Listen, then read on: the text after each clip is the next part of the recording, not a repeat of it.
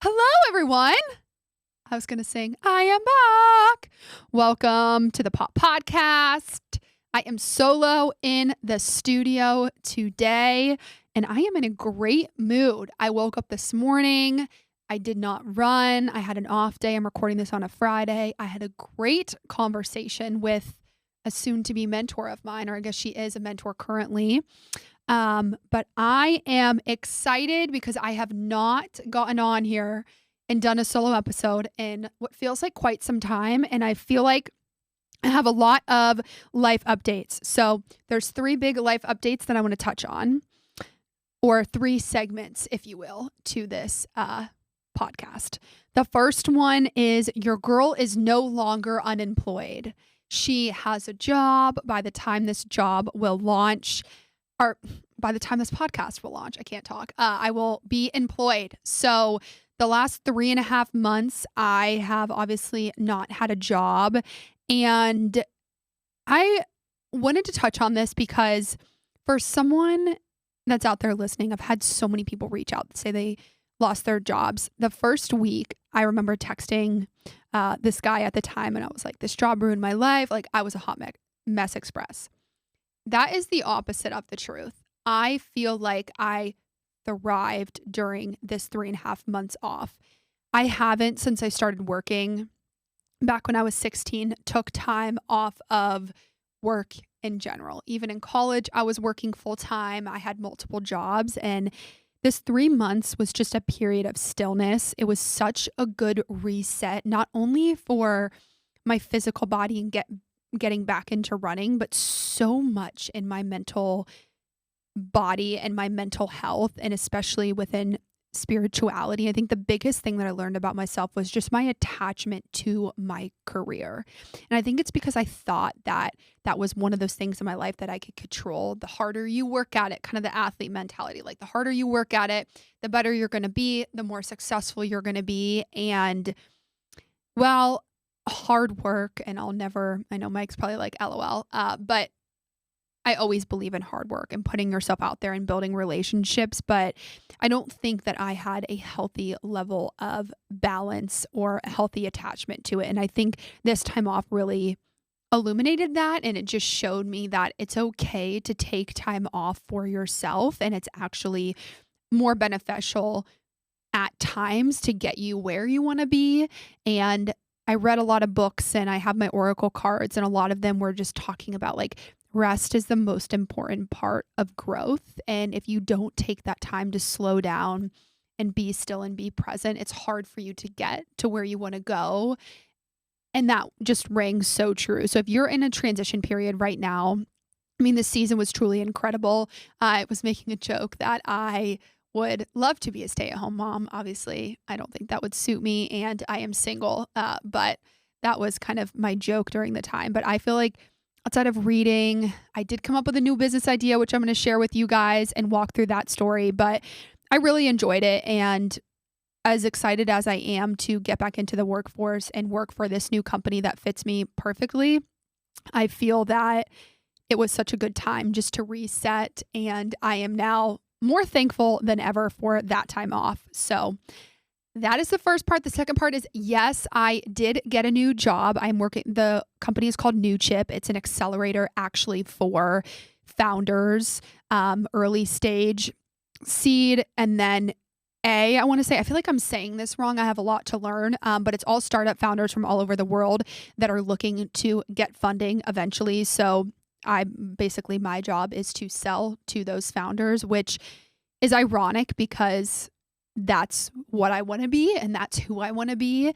And I'm going to give a little backstory of how I found this job, because this is another sign that what's meant to be will be. So how I found this job is a very unique story. So I didn't have, obviously it was like 7 or 8 weeks into the job, not having a job. And I was recording all of these episodes. I was reaching out to obviously people I know to be on the podcast and just networking and bouncing ideas off of people, because I've found all of my jobs through friends or relationships that I've had. And so I was bouncing an idea off of Sarah, and met her at Clean Juice. And we sat down, we were talking about this idea that I was bouncing off her, and she was asking me like, hey, what do you want to do in your next job? And I was like, I know I want to be around entrepreneurs. I know I want to be in the VC startup world because I really want to learn the ins and outs of that for when I go down that path. Most importantly, like what not to do, raising money. Like I just wanted to learn that entire world because that's what I'm fascinated with. And I know what I'm good at, which is sales, relationship building, networking, all that type of stuff. And so she was like, there's this really cool role. It's called investor relations. This is kind of high level what it is. And maybe this is potentially something that you would want to do. And I was like, okay, I would love to be on Shark Tank, like have a product, pitch it, get belittled, the whole situation, not get belittled. That was a joke. But anyways, so she said this, I'm taking notes, and I immediately went in my car once I left and typed in investor relations into LinkedIn. And once I did that, New Chip, the company, popped up, and I was like, oh my gosh, let me look at this. It's in Austin. The headquarters are in Austin. I'm moving to Austin. That's the first synchronicity. The second synchronicity was when I clicked on it, they had account executive roles. I was not qualified in the slightest to be in investor relations. I had no investment banking experience, but I do have a sales background. And so I looked at it. I qualified for everything that they had qualifications for. And in the bio, it literally said, we want the crazy ones that want to be on Shark Tank. And this is where some people think I'm crazy, but I had literally just verbatim said to her every single thing that I wanted in a job, and right in that description, it was right in front of me. And I knew in that second, like, this is the job that I'm going to have. I don't know how I'm going to get there. I'm going to apply. That's exactly what I did. I went home, I revised my resume, I applied.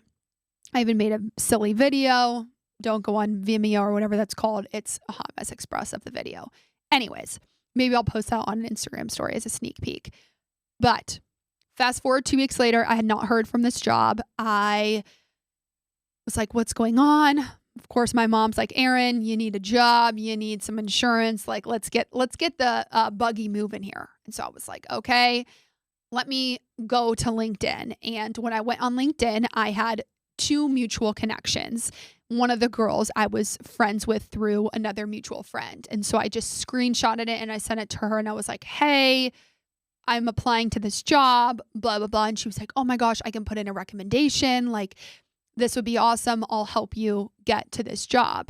And so she put in a recommendation, and within a week I had an interview, and then 2 weeks I had a job.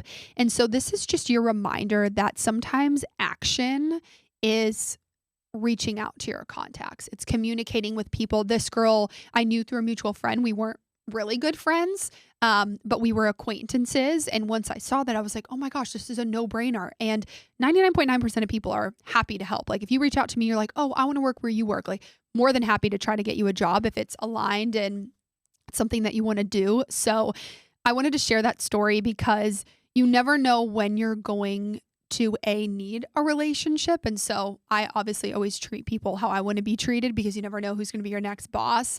But also that what's meant to be will be for you. And I always kind of knew I would get a job through mutual friends because that's how I've gotten all my other jobs. But that is how I found my job. So I will be hearing a lot of founders with their business ideas, which I'm super excited for.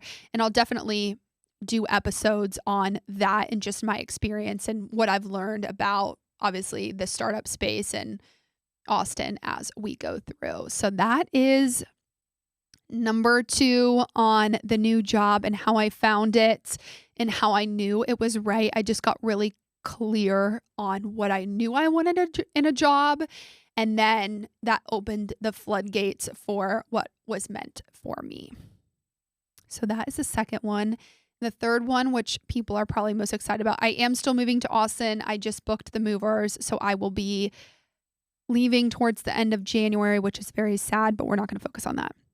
So, dun da da, how I came up with the business idea. I'm going to walk you guys through every single step of the way because I now know why people say starting a business is hard. I do like to preface this by saying it's not hard work. It's just work that you haven't done before. So a website, a lawyer, a trademark, a Shopify.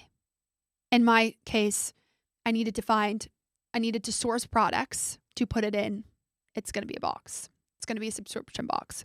So that is what's going to be launching. I just had a very interesting conversation today that I think changed the landscape a little bit of exactly what this box is going to be. But a health and wellness subscription box is what's going to be the business that I am pursuing. And the how I got here is the most important part, especially for someone that wants to start something or anything, but they feel like they have a cluster of ideas and they have no idea where to start.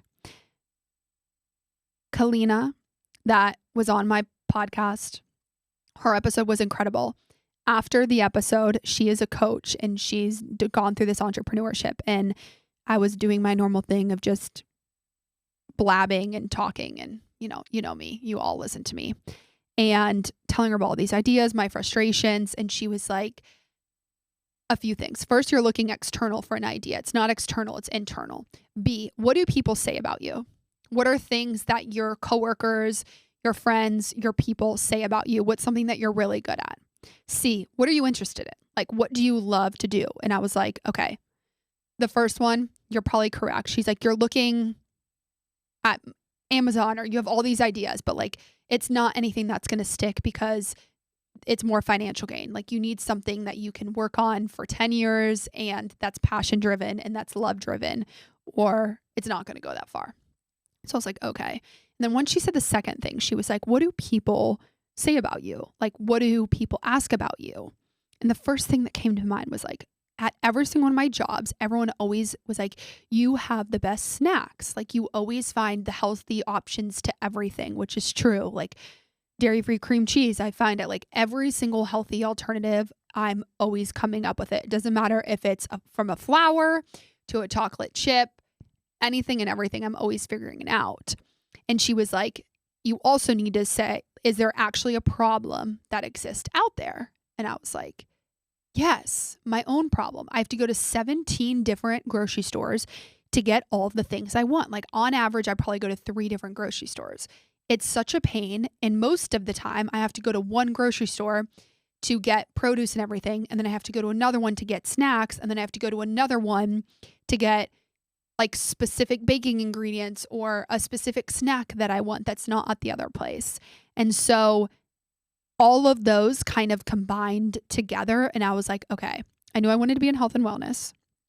I love all things snacks, and that's what people want from me. I've interviewed a lot of CPG founders, and some of them were the ones that I connected to and have built personal relationships with. Shout out Audrey and Eileen, that I still text and talk to on a reoccurring basis. Like, we're actually friends. And then the fourth thing was that I knew I wanted monthly recurring revenue for obvious reasons. And I knew I wanted to get into a service-based business from the start. I don't know why, but Gino Wickman's book, that's what I wrote down. Like, I want something that's reoccurring every month, and I want something that's a service-based, and most services are recurring every month. So that's how I came up with the idea of the health and wellness subscription box. I'm not going to say the name yet because it's not trademarked. And so as much as I trust you all, I also know that there's some people out there that like to trademark big celebrities' names so that they can't trademark it, which is very bizarre. People are crazy. So I am not going to share the name, but that is how I came up with the idea. And I'm super excited about it. I felt like it was just so aligned with what I want to do. And obviously I know it's going to evolve and change, and there's going to be a lot of pivots along the way. But I am super excited about it. And I feel like I'm finally moving in the direction that I alluded to. So another thing, this can be the final thing, and then I'll wrap up this episode. I've been talking for forever, but when you put things out into the universe, they come back to you in tenfold. And I still remember when I sat in this room and I did a solo episode about how I wanted to move to Austin and how I wanted to start a business. And nothing happened in the first days or the first weeks, but the time since then that I said that, and now December, I feel like my entire world has changed. I stopped drinking, which I guess I can touch on that a little bit at the end, and then I'll really wrap up. But I stopped drinking. I went extremely inward. I focused on myself a lot, balancing myself out, getting out of that attachment with work and this attachment to career. And I started to align with my highest good and what I knew I wanted for myself. And so it's just, again, another reminder that all the answers are within you, and whatever you're wanting to go after, whatever you're wanting to start, whatever you're wanting to stop, it really all starts with you, and that clarity is inside of you. And it's up to you to tune out the noise on social media, to maybe turn off the podcast for a little bit and just ask yourself all of these questions of what do I want? Where do I want to go? What do I want to create? If it could be successful in an ideal world, this is what I would create. Just ask yourself all those types of questions and journal about it, and it'll help you get to where you want to go. And the funniest part about this entire thing was that people are right. My hairstylist said it's going to come to you after an episode. It literally came to me right after an episode. And someone else told me that it's going to be very obvious once it comes to you. It's going to piece together everything that you've gone through in your life. And to a T, y'all, all the CPG founders that I loved, my need and want for a monthly reoccurring service, to be in the service space, my passion and obsession, probably a little bit too much, with health and wellness. So that thing that you're wanting to create, or the thing that you're wanting to put out in the universe, is going to come to you. And if I am not the reminder that it's going to come when it's meant to, and you can't force it, and I have had to learn the hard way that lesson multiple times. So don't force it. Allow yourself to do the work, listen to yourself, and keep a very open mind, because you don't know how it's going to come in or when it's going to come in. And I think that's something that we all can resonate with, whether it's business or whether it's personal. So the last thing that I will touch on, I feel like I'm talking very fast today. You all are probably you talk this fast every day. Just trying to get my point across. The last thing that I'm going to talk about is why I gave up drinking. So this is actually, it's not a funny story. It's just my black and white mind. Obviously, I got laid off of my job. I didn't have an income outside of a severance and a savings account. I didn't really have a desire when I was sad to go out and drink. I'm not a sad drinker. I only drink when I want to have fun. I'm not into negative energy when I go out. And so obviously I needed to save money, and I've kind of been thinking about just giving up drinking. I don't know. I just had this weird urge that I needed to give up drinking. And so one day I just was like, you know what? I'm going to stop drinking. And it's been about 3 months since I started drinking by the time this episode comes out. And I will say there's been a lot of positive effects. I feel like my skin has gotten better, but I don't know if that's because I'm not drinking or just because I'm happier. I'm overall just a happier person. I'm back to running again. I feel like my health is in the right spot. I have energy. I'm not stressed out about work. I'm not coming from a place of fear anymore. I feel like I'm just overall in a better headspace. I definitely have more energy. My mom noticed that over Thanksgiving. She said that I was being very energetic, more so than usual. And I don't have the downtime with alcohol. You just don't have the hangover. You don't have the scaries. I felt like I've been clearer, if that makes sense. My mindset and my intentions and the things that I said, I feel like just come to me clearer and flow to me a little bit clearer. Maybe that's spiritual, but I just feel like that's been my overall experience with giving up alcohol. And I don't think I'm going to give it up for forever. I know I'll probably have a drink again. I do think when you give something up, it kind of just switches your perspective on it. And obviously not needing it to have fun or feeling like you have to drink to be in certain friend groups or go out and do certain things. So I've really liked it. I feel like it's taught me a lot about myself. And honestly, I've never been the biggest drinker.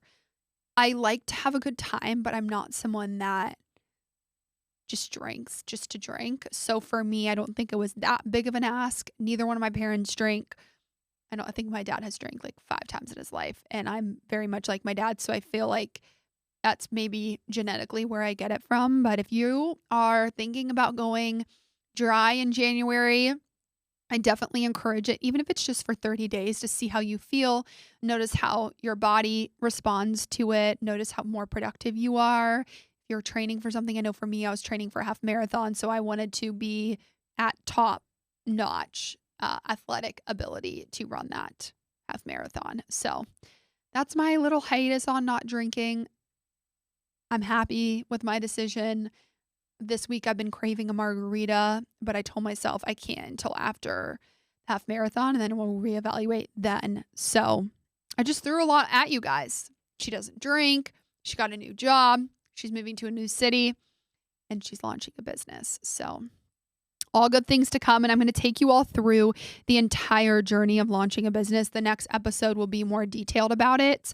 The timeline is within the next few months. There's a lot of details that you need to iron out that I thought could go a lot faster, but just takes time. And as I'm telling myself, there's no rush. So that's what's to come on the podcast. And other than that, it's time for me to be quiet and say what I'm grateful for. I am grateful for Dallas. I feel like this week I got more sad or just had an overwhelming feeling of gratitude for the city and everything that it's given me over the last few years, the relationships, the growth, everything that it's provided for me, the studio, the podcast, the business idea. I feel like so much of my life has completely transformed over the last 4 years, and it definitely would not be that if I had not moved to this city. So I am grateful for my time here. I hope everyone has a fabulous rest of your week, and I will be back with another guest on Monday. Toodles, boodles.